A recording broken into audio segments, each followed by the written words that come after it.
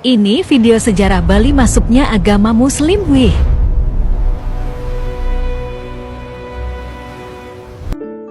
Pernahkah kalian bertanya-tanya mengapa Bali tetap menjadi pulau dewata yang kental dengan nuansa Hindu, sementara hampir seluruh tetangganya di Nusantara berubah menjadi kesultanan Islam dalam waktu yang relatif singkat? Bayangkan sebuah peta besar Nusantara pada abad ke-15 dan ke-16, warnanya perlahan berubah. Dari ujung Sumatera, menyisir pesisir Jawa, hingga melompat ke Makassar dan Maluku, warna hijau pengaruh Islam menyebar seperti arus laut yang tak terbendung. Kerajaan-kerajaan besar yang dulunya memuja dewa atau mengikuti ajaran Buddha, satu persatu mulai mengucap syahadat dan mengubah tata negaranya menjadi kesultanan. Namun, di tengah kepungan perubahan besar itu, ada sebuah pulau kecil yang hanya dipisahkan oleh selat selebar beberapa kilometer dari Pulau Jawa. Namanya Bali. Secara logika geografis, seharusnya Bali menjadi target utama setelah Jawa Timur jatuh. Logikanya, jika sebuah api besar berkobar di sebuah rumah, maka rumah di sebelahnya akan ikut terbakar. Tapi tidak dengan Bali. Sejarah mencatat bahwa upaya untuk membawa Islam ke Bali bukanlah tidak ada. Para pedagang, pendakwah, bahkan utusan dari kerajaan-kerajaan besar seperti Demak dan Mataram pernah mencoba. Namun, ada sesuatu yang menahan arus itu di bibir pantai Bali. Ada sebuah perisai tak kasat mata yang membuat pulau ini tetap memegang teguh warisan leluhurnya. Kisah ini bukan sekedar tentang penolakan, melainkan tentang ketahanan budaya yang luar biasa. Ini adalah kisah tentang bagaimana sebuah peradaban yang sedang terluka karena runtuhnya Majapahit di Jawa justru menemukan rumah baru yang begitu kokoh di Bali. Mereka tidak hanya bertahan, mereka membangun benteng spiritual yang membuat arus Islamisasi hanya bisa mengetuk pintu tanpa pernah benar-benar mendobrak masuk ke singgasana raja. Mari kita kembali ke masa ratusan tahun lalu saat debu-debu reruntuhan Majapahit masih beterbangan di udara dan para bangsawan Jawa mulai memandang ke arah timur, ke arah Gunung Agung yang menjulang di Bali. Di sanalah sebuah babak baru pertahanan identitas dimulai. Semua bermula ketika gema kejayaan Majapahit mulai meredup di tanah Jawa. Bayangkan suasana di ibu kota Trowulan pada akhir abad ke-15. Istana yang megah itu kini penuh dengan kecemasan. Di pesisir utara, kekuatan baru bernama Kesultanan Demak tumbuh dengan sangat pesat. Islam bukan lagi sekedar agama para pedagang di pelabuhan, melainkan kekuatan politik yang siap menggantikan tatanan lama. Bagi para bangsawan, pendeta, dan seniman Majapahit, perubahan ini bukan hanya soal pergantian raja, tapi soal perubahan gaya hidup, kepercayaan, dan jati diri. Mereka merasa warisan leluhur mereka, ajaran Hindu-Buddha yang sudah mendarah daging selama berabad-abad, sedang terancam punah. Disinilah titik balik sejarah itu terjadi. Alih-alih memilih untuk tunduk atau berperang sampai habis di tanah Jawa, ribuan orang memilih untuk melakukan sebuah eksodus atau pelarian besar-besaran. Tujuan mereka hanya satu, Pulau Bali. Mengapa Bali? Sejak zaman Gajah Mada, Bali sudah menjadi bagian dari Majapahit. Rakyatnya memiliki kedekatan budaya yang sangat erat. Bagi para pengungsi ini, Bali adalah benteng alami. Secara geografis, ia terpisah oleh selat. Secara spiritual, ia adalah tanah yang suci. Ribuan perahu cadik membelah selat Bali yang sempit namun berarus deras. Mereka tidak datang dengan tangan kosong. Mereka membawa harta karun yang jauh lebih berharga daripada emas, kitab-kitab suci kuno atau lontar, silsilah keluarga, pakem-pakem tarian, hingga sistem hukum tata negara. Mereka membawa seluruh jiwa Majapahit ke dalam pulau kecil itu. Kedatangan para intelektual dan kasta kesatria dari Jawa ini secara otomatis memperkuat struktur sosial di Bali. Jika sebelumnya Bali mungkin hanya sebuah pulau di pinggiran kekuasaan, kini ia menjadi pusat baru kebudayaan Hindu Jawa. Inilah alasan pertama mengapa Islamisasi gagal atau tertahan di sana. Ketika agama baru mencoba masuk ke Bali, mereka tidak berhadapan dengan masyarakat yang sedang bingung atau tanpa pegangan. Mereka justru berhadapan dengan sebuah peradaban yang sedang sangat militan dalam menjaga sisa-sisa kejayaannya. Bali bukan lagi sekedar pulau, melainkan sebuah Majapahit kecil yang bersumpah untuk tidak akan membiarkan api suci mereka padam. Ketika para pendakwah pertama mulai menyeberang dari Jawa Timur, mereka terkejut melihat betapa rapinya pertahanan budaya di sana. Setiap desa sudah memiliki sistem banjar yang kuat, setiap keluarga memiliki pura, dan setiap gerak hidup diatur oleh adat yang sangat ketat. Tembok pertahanan itu sudah terbangun, bahkan sebelum kata Islam sempat bergema luas di pelosok-pelosok desa di Bali. Setelah ribuan pengungsi Majapahit tiba di Bali, pulau ini tidak langsung menjadi rapi seperti yang kita lihat sekarang. Awalnya, ada banyak aliran kepercayaan dan klan-klan kecil yang saling bersaing. Jika kondisi ini dibiarkan, Bali mungkin akan mudah goyah saat pengaruh luar, termasuk Islam, masuk dengan membawa sistem yang lebih terorganisir. Namun, sejarah punya rencana lain. Di tengah ketidakpastian itu, muncullah sosok yang dianggap sebagai arsitek spiritual Bali.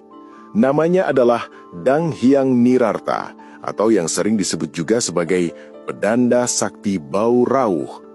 Ia adalah seorang pendeta suci dari Jawa yang menyeberang ke Bali pada abad ke-16. Kedatangannya sangat krusial. Mengapa? Karena saat itu di Jawa, para wali songo sedang giat-giatnya menyebarkan Islam dengan cara yang sangat cerdas, yaitu melalui seni, budaya, dan struktur kemasyarakatan yang rapi. Nirarta seolah menyadari bahwa untuk bertahan, Hindu di Bali tidak boleh hanya sekedar sisa-sisa yang kuno. Hindu di Bali harus diperkuat, diperbaharui, dan disesuaikan dengan alam Bali agar rakyatnya tidak merasa perlu mencari pegangan lain.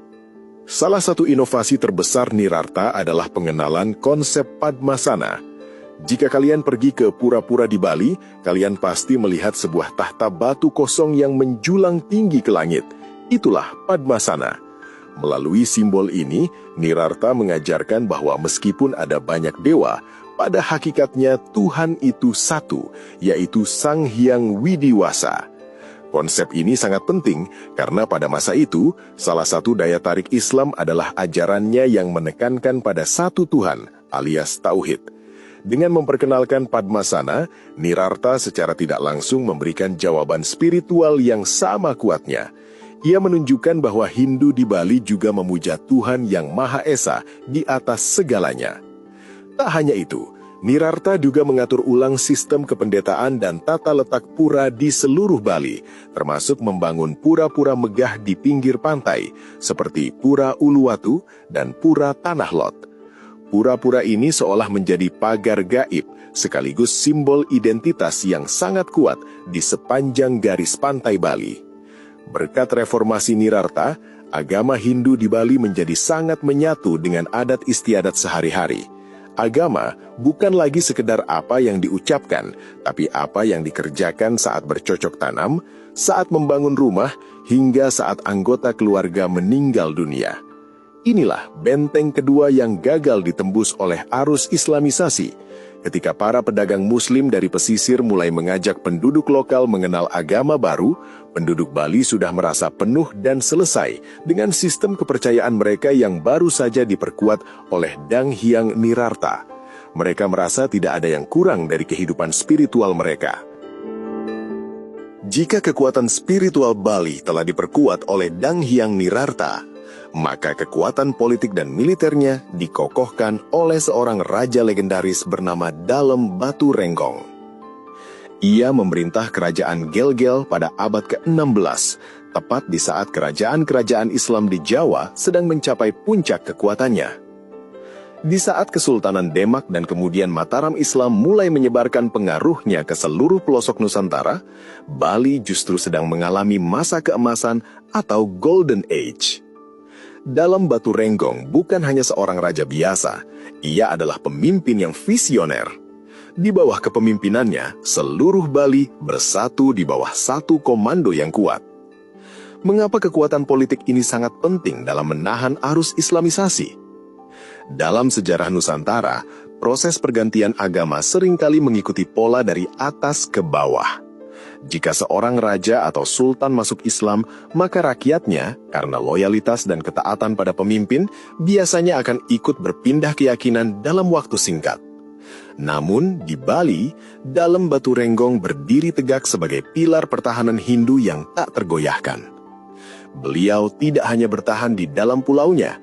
Dalem Batu Renggong justru memperluas wilayah kekuasaan Bali hingga ke Blambangan, ujung timur Jawa, Lombok, bahkan Sumbawa. Dengan menguasai Blambangan, Bali menciptakan sebuah zona penyangga atau buffer zone. Selama Blambangan tetap menjadi kerajaan Hindu yang setia kepada Bali, maka pengaruh politik dan militer dari kerajaan-kerajaan Islam di Jawa Tengah tidak bisa langsung menyentuh tanah Bali. Setiap upaya ekspansi dari barat harus berhadapan dulu dengan benteng pertahanan di Jawa Timur yang didukung penuh oleh tentara Bali. Pernah ada sebuah kisah diplomasi yang menarik. Konon, utusan dari Kesultanan Demak pernah datang ke Gelgel untuk mengajak sang raja memeluk Islam. Namun, Dalem Batu Renggong menolak dengan cara yang sangat halus dan terhormat. Beliau menunjukkan bahwa Bali memiliki kedaulatan sendiri, peradaban sendiri, dan keyakinan yang sudah sangat matang. Karena kekuatan militernya yang besar, kerajaan-kerajaan Islam di Jawa saat itu memilih untuk menghormati kedaulatan Bali daripada melakukan penaklukan paksa yang beresiko tinggi. Mereka lebih memilih jalur perdagangan daripada peperangan terbuka. Stabilitas politik di bawah Gelgel ini memberikan waktu bagi masyarakat Bali untuk benar-benar mengakar dalam tradisinya. Selama puluhan tahun masa damai dan jaya tersebut, budaya Bali berkembang pesat, mulai dari seni ukir, gamelan, hingga sistem irigasi subak yang kita kenal sekarang. Semua kemajuan itu terjadi di bawah naungan bendera Hindu, sehingga rakyat merasa bahwa agama mereka membawa kemakmuran dan kejayaan. Inilah benteng keempat, kedaulatan politik. Tanpa raja yang kuat dan berani, Bali mungkin akan mudah terombang-ambing oleh arus politik luar yang besar. Mungkin kalian akan terkejut mendengar fakta ini. Meskipun Bali tetap menjadi kerajaan Hindu yang kuat, Islam sebenarnya berhasil masuk ke Bali pada masa yang sangat awal. Namun, cara masuknya sangat berbeda dengan daerah lain. Islam tidak masuk lewat penaklukan, melainkan lewat pintu persahabatan dan penghormatan. Inilah salah satu alasan unik mengapa Islamisasi gagal, dalam arti tidak mengubah agama mayoritas. Raja-raja Bali di masa lalu, terutama di kerajaan Gelgel, ternyata memiliki jiwa toleransi yang sangat tinggi. Mereka tidak melihat Islam sebagai ancaman, melainkan sebagai bagian dari keberagaman dunia yang harus dihargai. Kisah yang paling terkenal adalah saat Raja Dalem Batu Renggong melakukan perjalanan diplomasi atau hubungan antar kerajaan dengan wilayah di Jawa. Sekembalinya dari sana, beliau dikawal oleh sekitar 40 orang prajurit Muslim dari Jawa. Bukannya disuruh pulang atau dipaksa pindah agama, ke-40 prajurit ini justru diberikan tempat tinggal yang layak oleh sang raja. Mereka diberikan sebidang tanah di dekat pusat kerajaan untuk bermukim. Tempat itulah yang sekarang kita kenal sebagai Kampung Gelgel, komunitas Muslim tertua di Pulau Bali. Para prajurit ini tetap menjalankan ibadah sholat, membangun masjid, dan menjaga tradisi Islam mereka.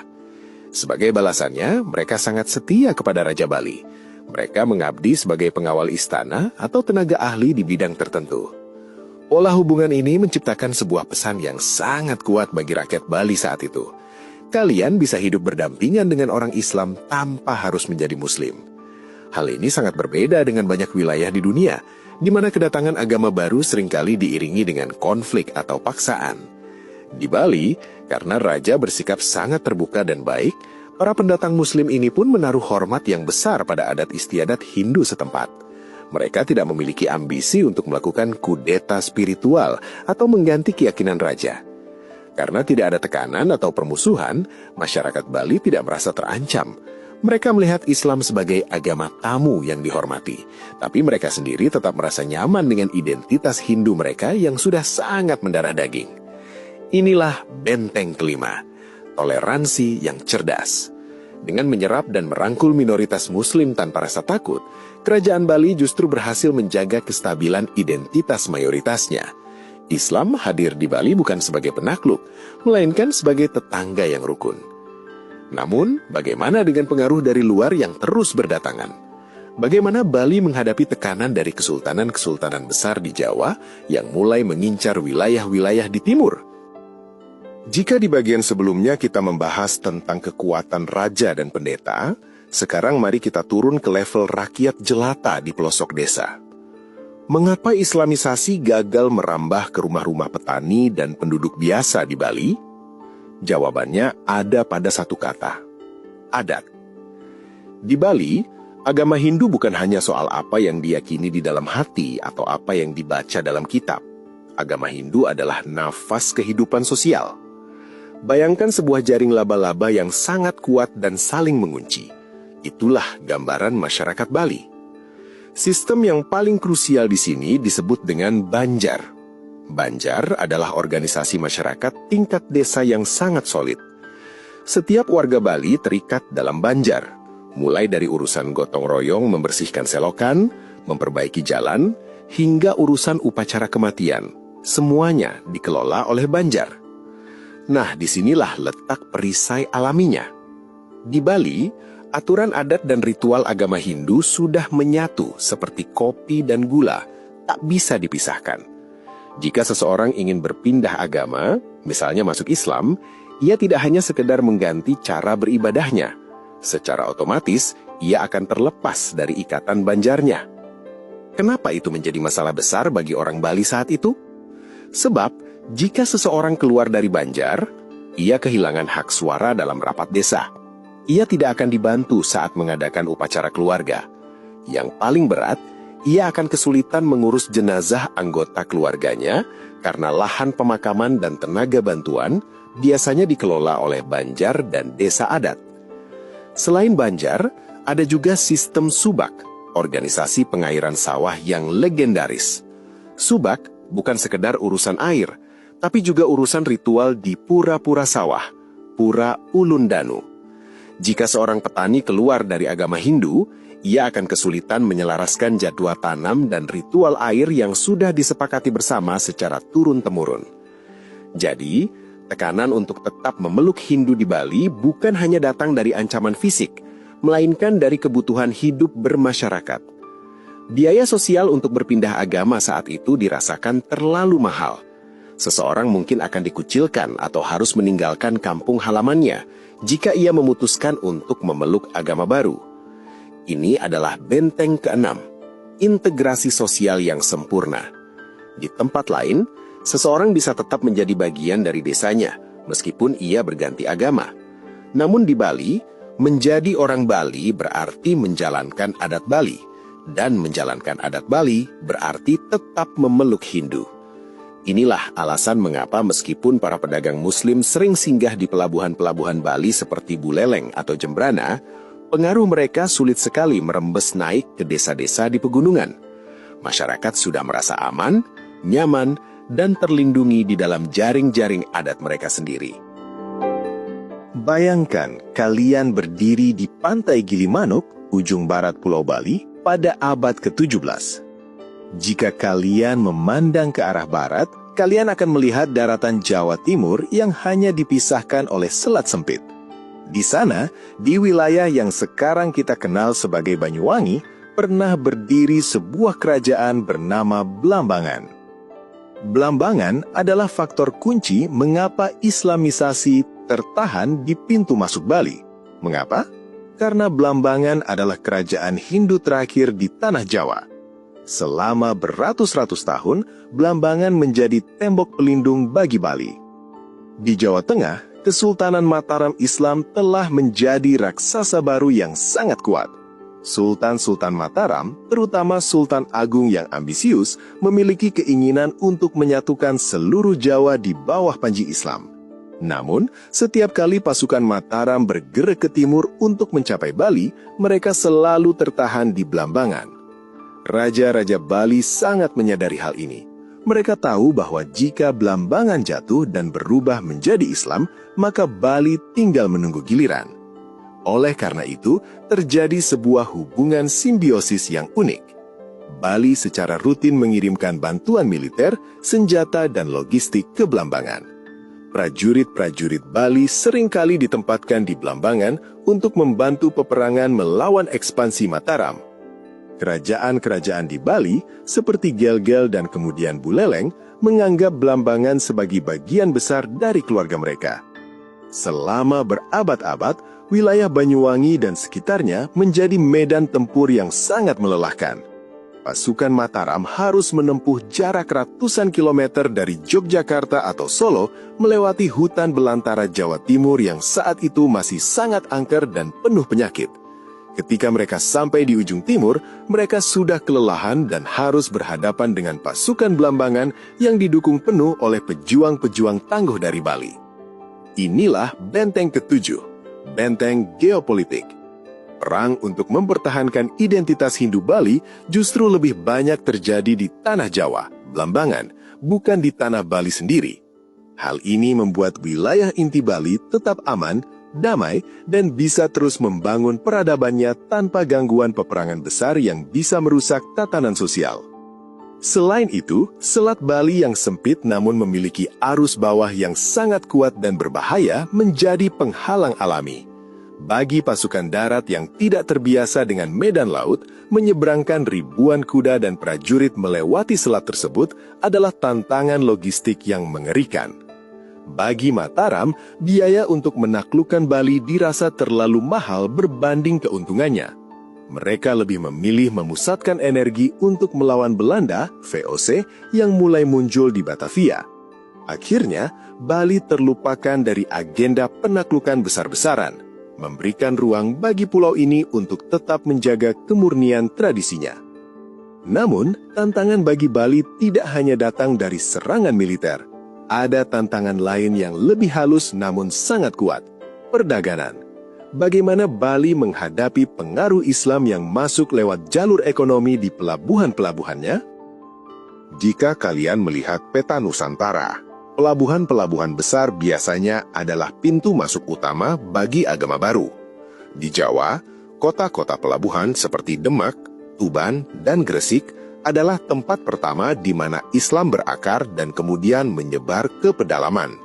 Namun, mengapa pola yang sama tidak terjadi di Bali?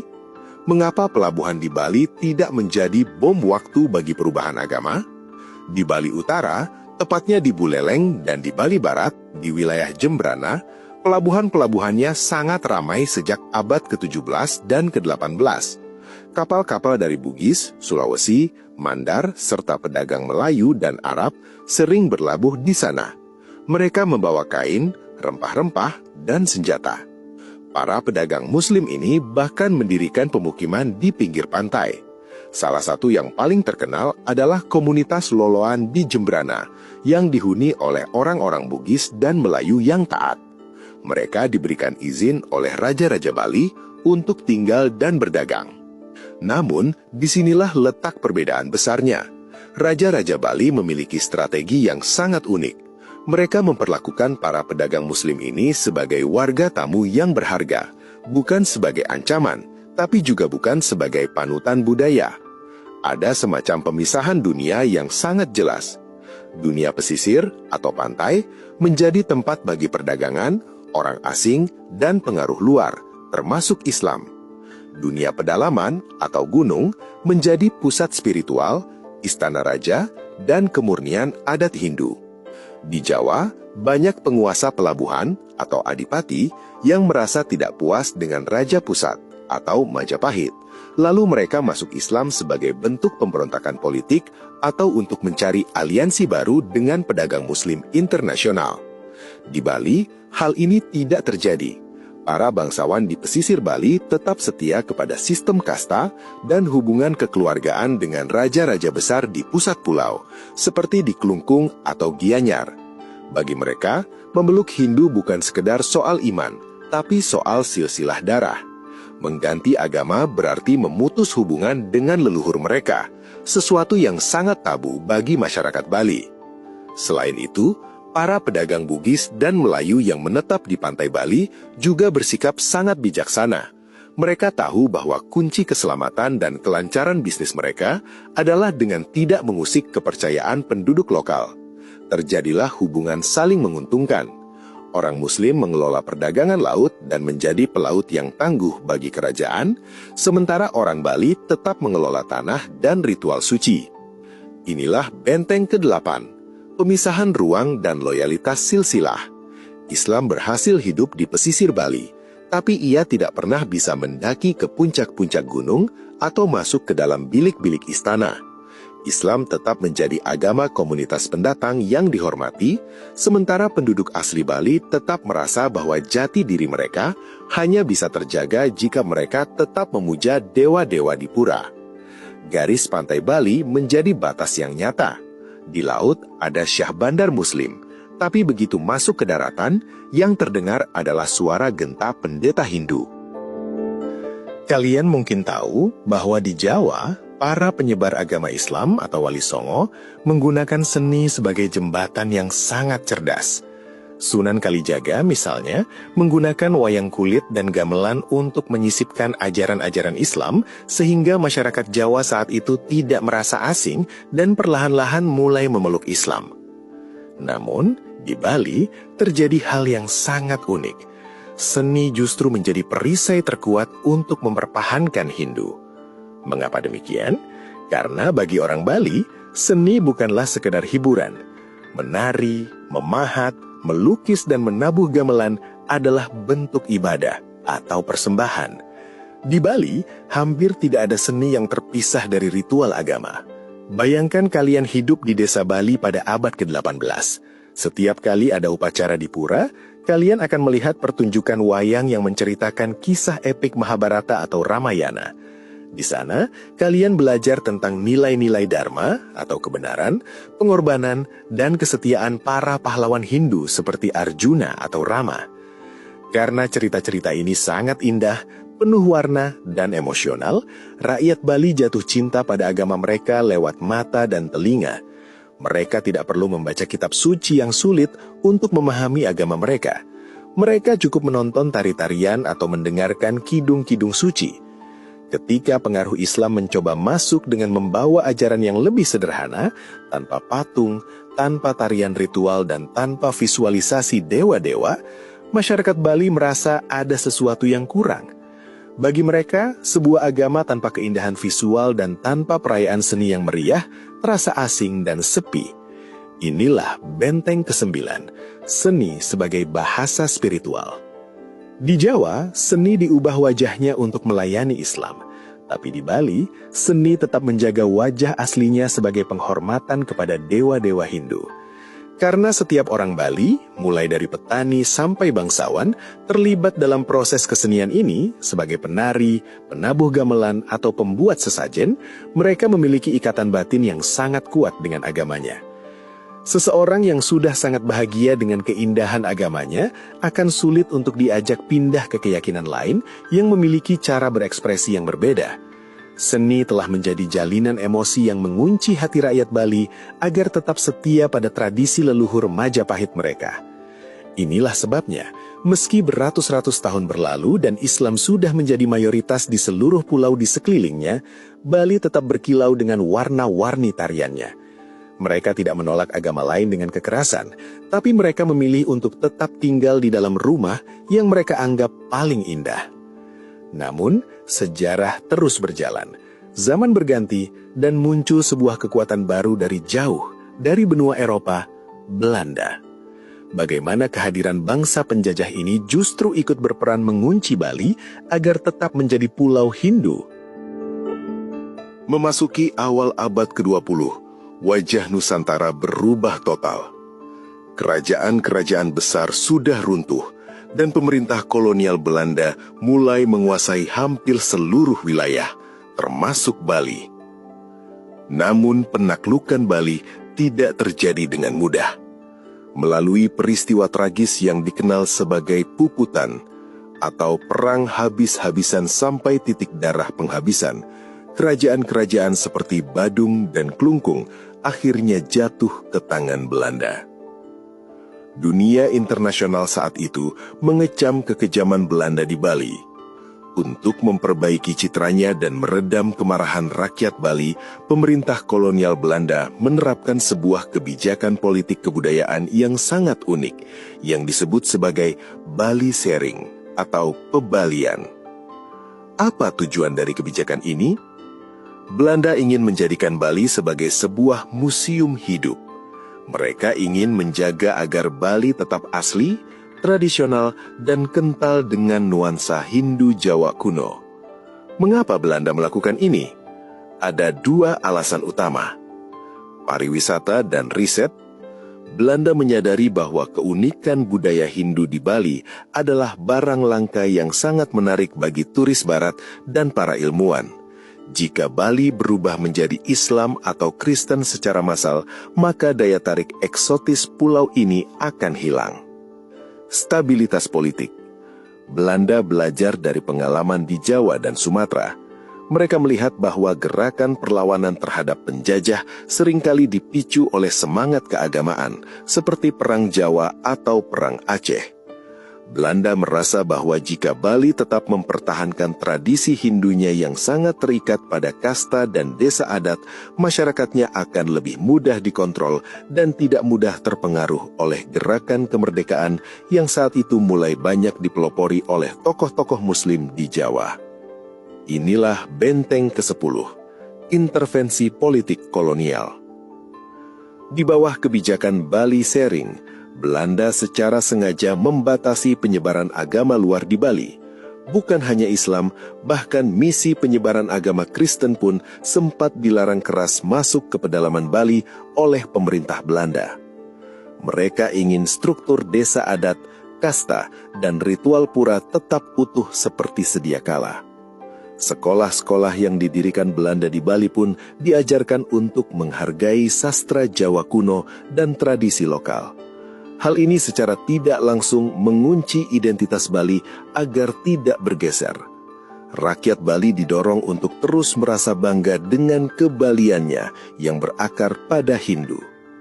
Jadi, meskipun Belanda adalah penjajah yang merampas kedaulatan politik, secara tidak sengaja mereka justru ikut mempertebal tembok yang melindungi Hindu Bali dari arus Islamisasi yang saat itu sedang sangat kuat melanda seluruh wilayah Nusantara lainnya. Bali seolah-olah dipagar secara hukum dan administratif oleh Belanda agar tetap menjadi sebuah oase kebudayaan Majapahit di tengah lautan perubahan. Namun, apa yang terjadi setelah Belanda pergi? Apakah Bali akan goyah saat Indonesia merdeka? Tahun 1945, fajar kemerdekaan menyingsing. Indonesia lahir sebagai negara baru. Bagi rakyat Bali, ini adalah saat yang penuh sukacita sekaligus penuh tanya. Selama ratusan tahun, mereka bertahan sebagai pulau Hindu di tengah arus besar. Kini, mereka bergabung dengan sebuah republik besar yang mayoritas penduduknya beragama Islam. Pertanyaan besarnya adalah, apakah di dalam Indonesia yang merdeka, Bali akan dipaksa untuk menjadi sama dengan yang lain? Inilah tantangan terakhir bagi identitas Bali. Pada awal kemerdekaan, ada sebuah perdebatan besar di Jakarta tentang apa yang disebut sebagai agama resmi. Saat itu, Departemen Agama baru saja dibentuk. Syarat sebuah keyakinan bisa disebut sebagai agama menurut kriteria pemerintah saat itu sangat ketat. Harus memiliki nabi, memiliki kitab suci, dan mengakui Tuhan yang Maha Esa. Bagi banyak orang luar saat itu, Hindu Bali dianggap bukan sebagai agama, melainkan hanya tradisi atau aliran kepercayaan. Ada kekhawatiran bahwa jika Hindu Bali tidak diakui sebagai agama resmi, maka rakyat Bali akan didorong untuk memilih salah satu agama yang sudah diakui, yang tentu saja peluang terbesarnya adalah Islam atau Kristen. Namun, orang Bali sekali lagi menunjukkan kecerdasan mereka dalam beradaptasi tanpa harus kehilangan jati diri. Tokoh-tokoh intelektual Bali seperti I Gusti Bagus Sugriwa dan para pendeta lainnya berjuang lewat jalur diplomasi dan pemikiran. Mereka menjelaskan kepada pemerintah pusat bahwa Tuhan itu satu. Orang Bali memuja Sang Hyang Widiwasa. Ini sejalan dengan sila pertama Pancasila, ketuhanan yang Maha Esa. memiliki kitab suci. Mereka memiliki Weda sebagai pegangan hidup, sama seperti agama-agama besar lainnya. Memiliki ajaran yang universal. Hindu Bali bukan sekedar tradisi lokal, tapi bagian dari napas spiritual dunia. Perjuangan ini membuahkan hasil yang manis. Pada tahun 1958, pemerintah secara resmi mengakui Hindu sebagai salah satu agama di Indonesia melalui pembentukan Biro Urusan Agama Hindu. Inilah momen di mana pagar identitas Bali menjadi sah secara hukum modern. Inilah benteng ke-11, pengakuan konstitusional. Dengan diakuinya Hindu sebagai agama resmi, segala kekhawatiran tentang islamisasi massal lewat kebijakan negara pun sirna. Bali tetap bisa menjadi Bali di dalam rumah besar bernama Indonesia.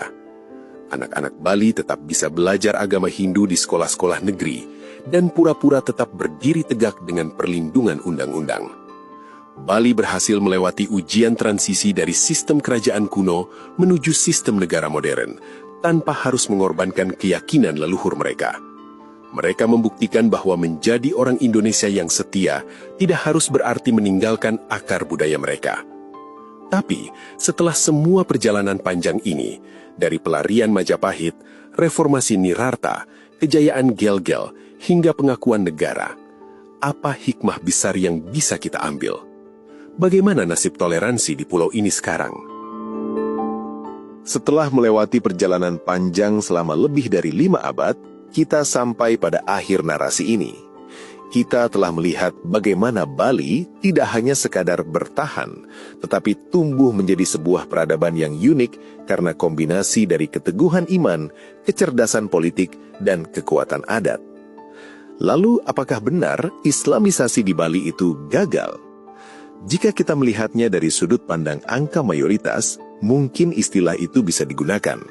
Bali tetap menjadi satu-satunya wilayah di Nusantara yang memegang teguh warisan Hindu Majapahit di tengah lingkungan yang telah berubah. Namun, jika kita melihat lebih dalam, sejarah ini sebenarnya bukan tentang siapa yang menang dan siapa yang kalah. Ini adalah kisah tentang keberhasilan pelestarian budaya. Bali berhasil membuktikan bahwa sebuah identitas tidak akan hilang selama rakyatnya masih memiliki ikatan yang kuat dengan tanah, leluhur, dan seni mereka. Islam tidak gagal masuk ke Bali. Islam telah masuk dan menjadi bagian dari warna-warni Bali. Komunitas Muslim di Gel-Gel, Loloan, Serangan, dan Kepaun adalah bukti hidup bahwa Islam diterima dengan tangan terbuka, sejauh ia datang sebagai saudara, bukan sebagai penakluk. Hingga hari ini, di Bali kita bisa melihat fenomena yang sangat indah. Saat Hari Raya Nyepi, umat Muslim di Bali ikut menjaga ketenangan dengan tidak keluar rumah, kecuali untuk urusan ibadah yang mendesak. Saat Hari Raya Idul Fitri, pecalang, keamanan adat Bali, seringkali ikut membantu menjaga lalu lintas di sekitar masjid. Ada tradisi ngejot, di mana umat Hindu dan Muslim saling mengirim makanan saat hari raya masing-masing, sebuah simbol persaudaraan yang melampaui batas keyakinan. Kisah gagalnya Islamisasi secara menyeluruh di Bali justru memberikan kita sebuah hadiah yang sangat berharga bagi Indonesia, keberagaman.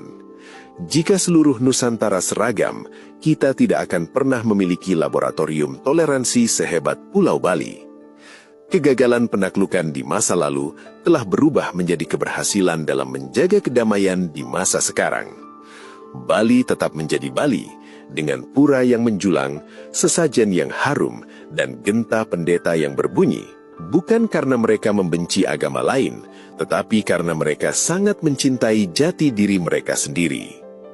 Kisah ini mengajarkan kita bahwa sebuah keyakinan akan tetap abadi bukan karena dipaksakan dengan pedang, melainkan karena ia mampu meresap ke dalam seni, menyatu dengan adat, dan memberikan rasa nyaman serta kebanggaan bagi pemeluknya.